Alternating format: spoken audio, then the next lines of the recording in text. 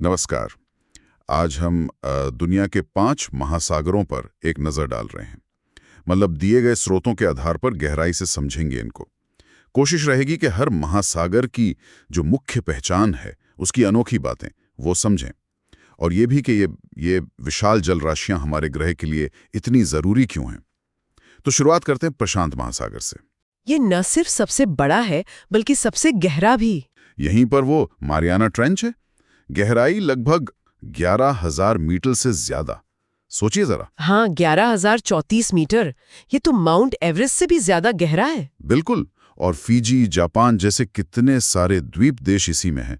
और हाँ, वो रिंग ऑफ फायर वाला इलाका, वो भी तो यही है। हाँ बिल्कुल। रिंग ऑफ फायर मतलब पृथ्वी के ज्यादातर ज्वालामुखी और भूकंप इसी क्षेत्र में आते हैं।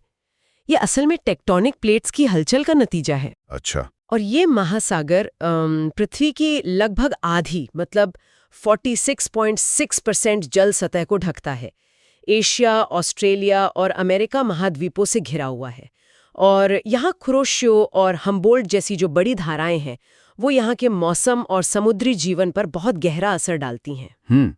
प्रशांत की विशालता के बाद अच्छा, अब अटलांटिक महासागर पर आते हैं। दूसरा सबसे बड़ा, यहाँ की सबसे गहरी जगह है प्यूर्टो रिको ट्रेंच। और एक और खास बात जो पता चली, वो पानी के नीचे की विशाल पर्वत श्रृंखला मध्य अटलांटिक रिज। हाँ, मिड अटलांटिक रिज। हाँ, और ऐतिहासिक रूप से भी यूरोपियन खोज और व्यापार के लिए ये बहुत अहम रहा है। ये भी सुना है कि ये सबसे खारा महासागर है। क्या ये सही है? हाँ, इसकी लवणता मतलब नमक की मात्रा थोड़ी सी ज्यादा है बाकियों से। और वो जो मध्य अटलांटिक रिज की बात आपने की, वो असल में 2 टेक्टोनिक प्लेटों के अलग होने की जगह है। वहां नई समुद्री परत लगातार बन रही है।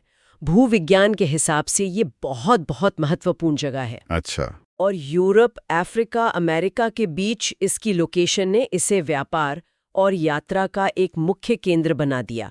इसको उत्तरी और दक्षिणी अटलांटिक में बांटते हैं। अच्छा, अब चलते हैं तीसरे महासागर की तरफ, हिंद महासागर। ये कहा जाता है कि बाकी महासागरों से ज्यादा गर्म है। हाँ, ये बात सही है। तेल और खनिज के भी बड़े भंडार यहाँ हैं।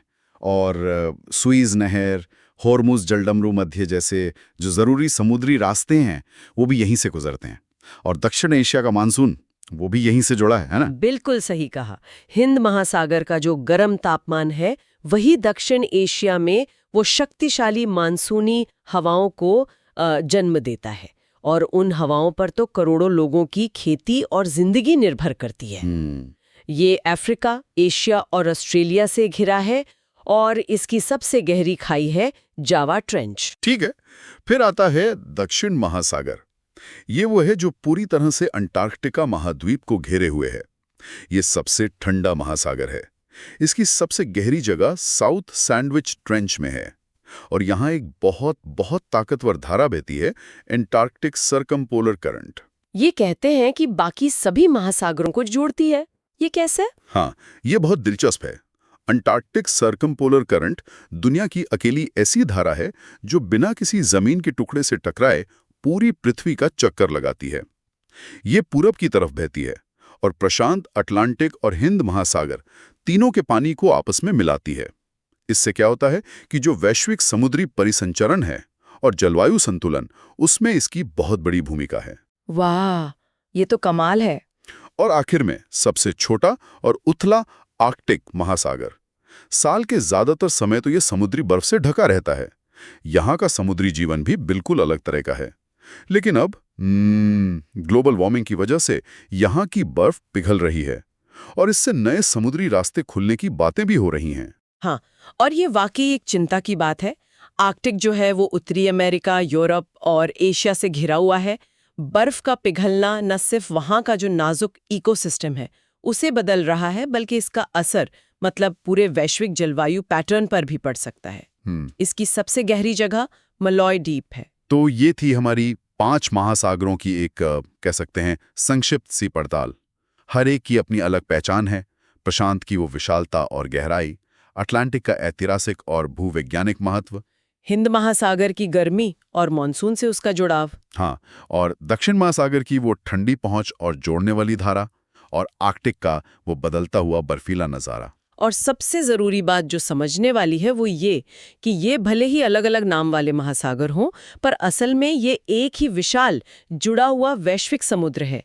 एक ही सिस्टम का हिस्सा है सब। सही कहा। ये पृथ्वी की जलवायु को नियंत्रित करते हैं, दुनिया भर के व्यापार को मुमकिन बनाते हैं और अनगिनत जीवन रूपों का घर है। तो इनका स्वास्थ्य हमारे ग्रह के स्वास्थ्य के लिए बहुत बहुत ज़रूरी है। बिल्कुल। तो आखिर में एक सवाल सोचने के लिए छोड़ जाते हैं। जैसा हमने सुना, आर्कटिक की बर्फ पिघलने से नए समुद्री रास्ते खुल रहे हैं। तो दुनिया के सबसे छोटे महासागर में जो ये तेज बदलाव हो रहा है, इसके वो कौन से अनएक्सपेक्टेड पारिस्थितिकी या भू राजनीतिक परिणाम हो सकते हैं जिनके बारे में हमें शायद अभी से सोचना शुरू कर देना चाहिए? If you enjoyed this, don't forget to like, share, and subscribe for more spiritual stories and Indian heritage.